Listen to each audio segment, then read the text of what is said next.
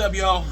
Welcome back. I know this is the third video in the series, and last time I promised you guys that I was kind of going to do this start from nothing, use reclaimed wood, flip it, build your shop, keep on going, then progress on to bigger tools, and I promise you we will return to that. The reason for today's video is I was recently commissioned to build a piece, and man, it hit home like a freight train, and I figured I'd take you guys on the ride with me. As you know, that I have been in law enforcement for the past 13 years. I kind of took a hiatus away from it, and I'm currently working as a school resource officer, and I'm telling you right now, it's probably one of the best jobs I've ever had. But with that being said, I still got mad love for my brothers and sisters in blue that do this thing every day. It's a thankless job, and people don't know what them, and especially their families, go through. So, long story short, I was commissioned to build a piece. It's a memorial for all intents and purposes, a great man and a true hero. There's going to be a lot of pounding and beating on this video with chisels and hand planes and hand tools. So I'm going to try to attempt to do a voiceover and explain everything. Before this goes any further and anybody says that I'm trying to ride on the coattails of this young man's life or anything like that, it's not true. I have been in contact with not only Jason, who commissioned the box, but Stipetech's father, and they're okay with it. I'm not trying to get rich off this or anything like that. I'm not even trying to gain money off this, really. But his story, like many others, are ones that need to be told. A lot of these go unnoticed unless it's just blown up on the headlines of the news. We will not be mentioning the name of his assailant in this video. He's a coward, and he don't deserve that kind of publicity, even from a small channel such as this. But please stick around throughout the build, and if nonetheless don't even watch the video, just listen to the background, hear the story of Stipetech's life and how he ultimately gave his life as a hero. Let me get set up and I'll be back with y'all.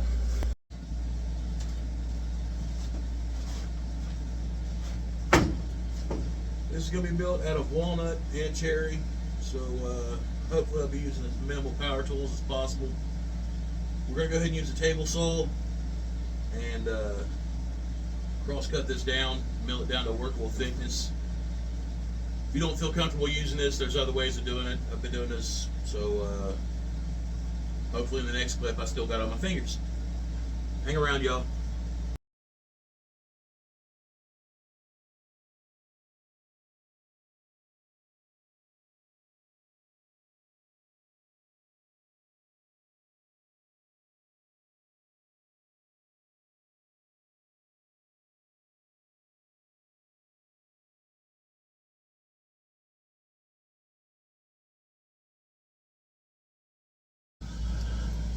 Alright, so we got our wood sawed down to the desired dimensions we want. We got some cherry that's about a quarter-inch thick, still rough edge, so I got to plane it down. It's got some good grain to it, put some oil on it, it's going to look pretty good.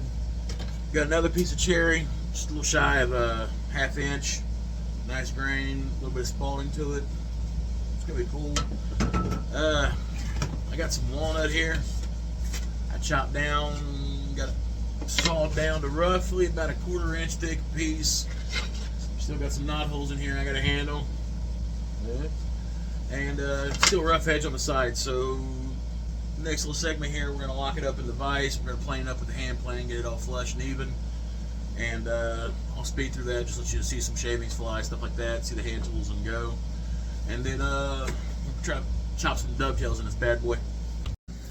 Let's give this voiceover so thing a shot. I I was commissioned to make this box heavy bench vise by a guy Still named got Jason. The rough edge on it here from the I met Jason roughly 13 years ago between when the we were good both going to hardwood the and the police bark. academy. See, Chalk it before up you can in be here. considered a rookie cop or a We're using a number big 2 boy hand or plane. big girl cop, I just sharpened these, so we you're should a baby be all cop. right. Baby cop's got to go through the academy. At the academy, you're going to meet a ton of people. They're going to be separated into 2 groups. People that you love to be around and people that you despise. But regardless of what side of the fence they fly and lie on, they're still your brothers and sisters. Not long after graduating, me and Jason were working together at the same department. Jason soon transferred out to a local sheriff's office. I stayed with the village and pursued my dream as a canine unit. Jason left that department and joined the Marines. That's where our boy Chucky Stidapetch comes into play. Jason met Stidapetch at infantry school. Not long after that, they were stationed at Camp Lejeune together. Throughout their conversations and everything, Stidapetch expressed his concern that he wanted to go through the academy, and I'm assuming that Mays, Jason, being a young cop that he is, probably fueled that fire and encouraged him to pursue that. After serving 4 years in the Marines, Stidapetch went through the academy, graduated, and joined the Oakdale, Pennsylvania Police Department. Stidapetch was off duty, driving his personal vehicle. He believed that he was being followed, so he called his father, Mr. Stidapetch, and told him that he believed he was being tailed. Whenever he arrived at home, his father was already waiting outside for him.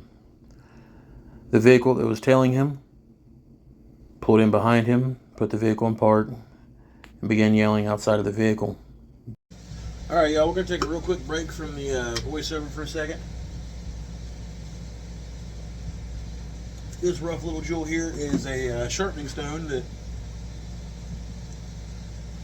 has been in my family for hell ever since I can remember. But it's very important that, especially when you're working with hardwoods like walnut, cherry, maple, stuff like that, that your planes and chisels keep a good edge on them. I don't have anything to keep mine set at a 25-degree angle or a 15-degree angle like the big guys or anything like that. But I did watch my grandpa sharpen a bunch of pocket knives whenever I was a kid, and some stuff rubbed off. Keep the tool sharp. The assailant exited his vehicle and began arguing with Stidapetch. Stidapetch's father tried to defuse the situation with no avail. Finally, Stidapetch informed the assailant, "My son's a police officer, you can be arrested," in a last-ditch effort to defuse the situation.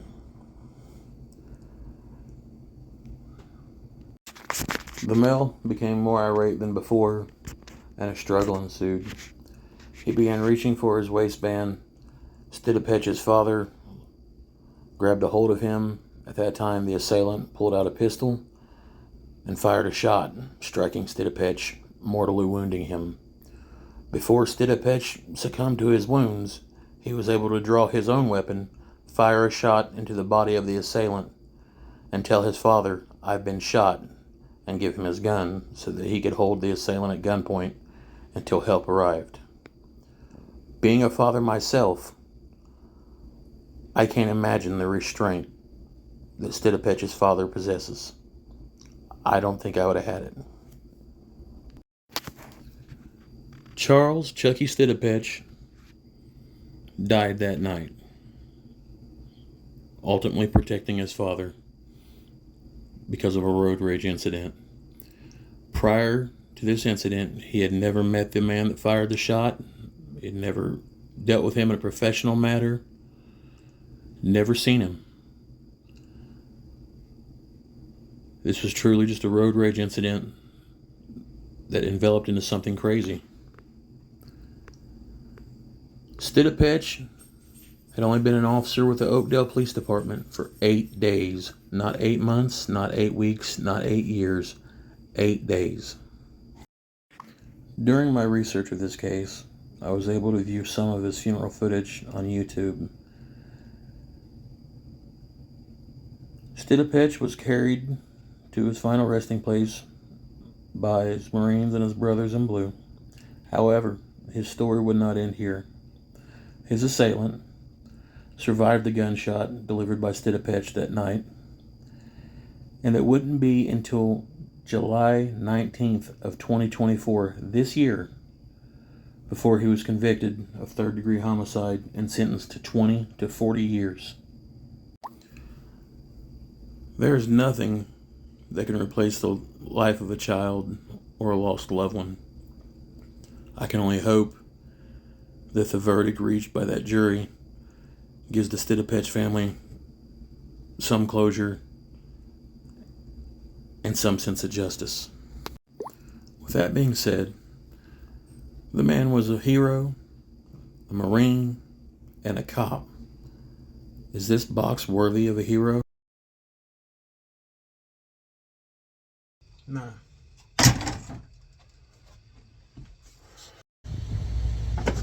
So, if you made it this far in the video, you're probably wondering why the hell I just did that. You see, I've never really been a perfectionist of any kind. But I do believe in honoring the fallen and honoring the dead. Yeah, the dovetail box was kind of cool. I digged it. It was a nice design. I put a lot of time into it.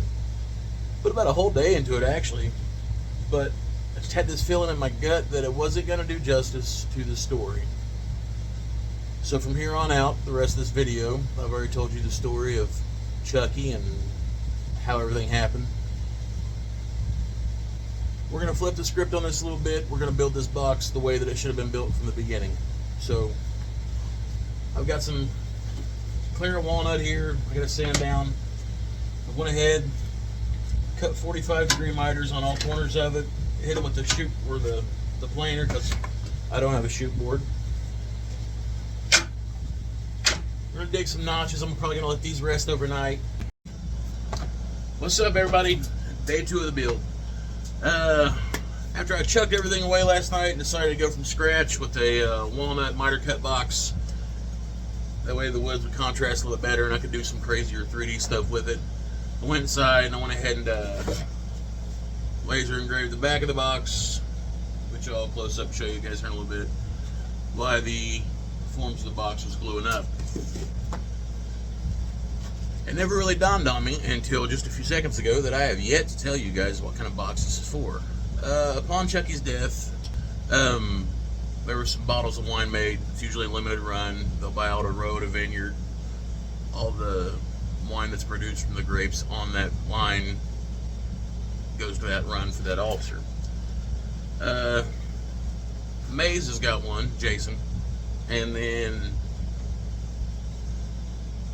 I know for a fact that Stipetich's father has one.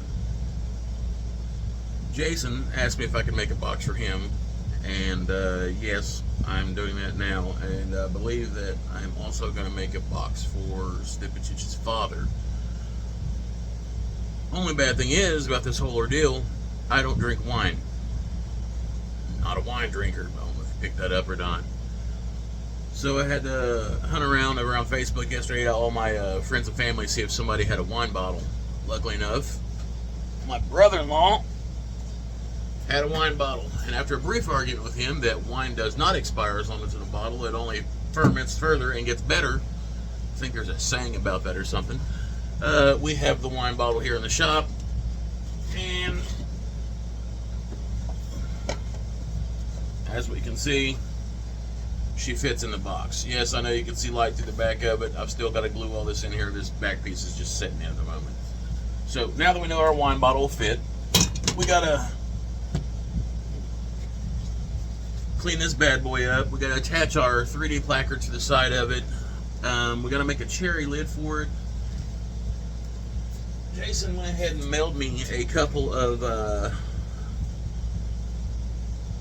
Stipetich's bracelets.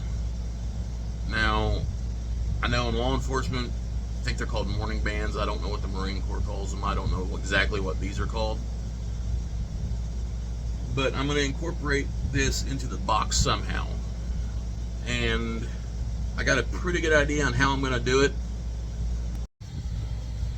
Alright, so we got our our back temporary anchored in. Go around here in a little bit. Finish up with some glue before I put the final backing on the inside of it and the supports. Take the planer, I'm going to go around, flush up everything all the way around it. There we go. Trying to be real careful not to shear off the engravings that I spent time putting on here last night.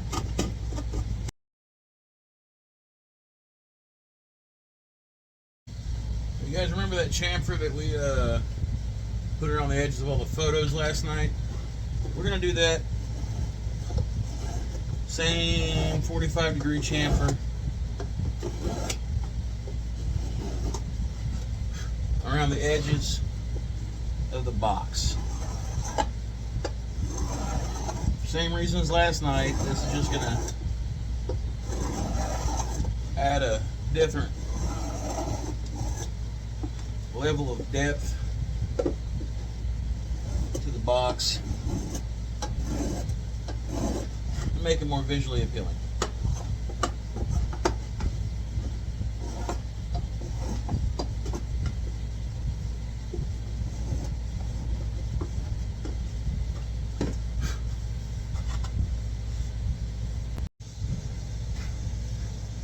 Got a high spot here in the middle of the lid, cutting the fit for the top of it. Just gonna take the number 2.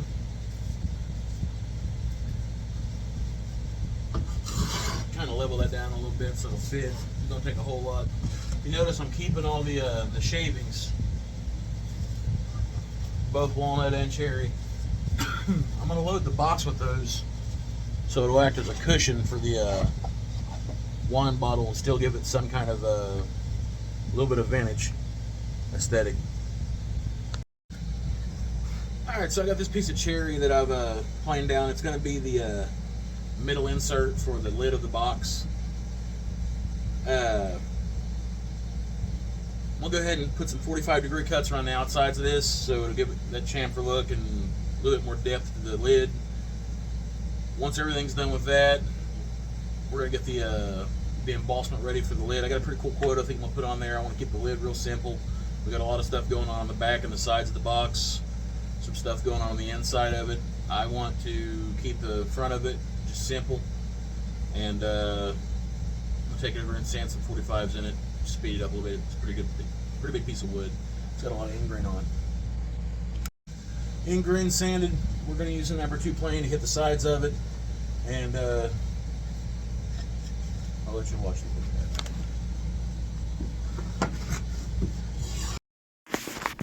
I'd like to take a couple seconds during this little speed clip of me planing wood to thank a couple people. First off, Jason Mays for turning me on to this project. The Stipetech family for their support and giving me the okay to do this. Local cop has got a YouTube channel, Leducator810. Helped me do some research on this. Good guy. He's got some pretty good content on his channel too. Might want to go check him out if you get a chance. I'm not trying to YouTube whore this or anything, but if you guys are still around, really appreciate it. This video kind of hits close to home.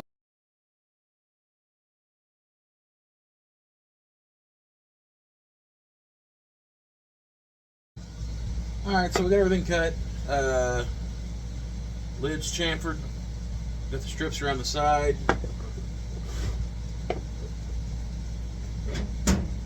Take this big chunk of walnut. I'm gonna cut some more downside strips so this lid will set and lock over top of that.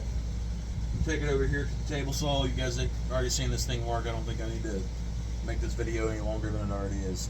We'll be back to you in a second. Alright, so box is pretty much done. We gotta sand it up, clean it up. Put the walnut and cherry strips around the 45 top. I'll go around and clean this up, but it's a snug fit. Whole box picks up. I'm gonna put some legs on the back of it, keep it upright if they want to stand it up. I'm gonna take care of the sanding. I left it rough edge around the outside of it because I'm gonna try to do a full 45 convex coming off of this with a step down. And as far as the bands that we had, I went ahead and marked out the strip up top. Went ahead and scored that with my razor knife. I'm going to take out probably a 32nd or a 16th of a relief so I can inlay this into the wood. Stick around if you want to. I'll try to fast forward through this part so it's not like pulling teeth.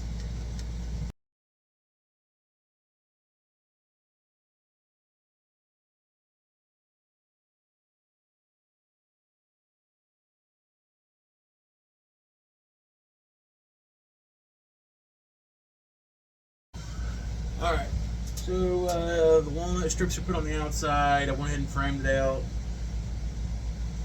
underneath the tape here on the top. Just got this on there to protect it, but we have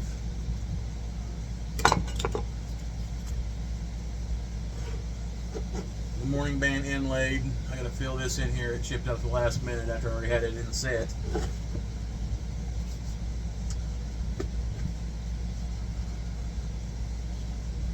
Box will hold a bottle of wine.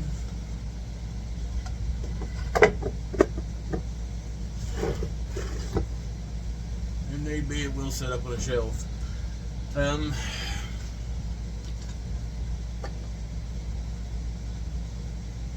Marine Corps photo and emblem will go on this side.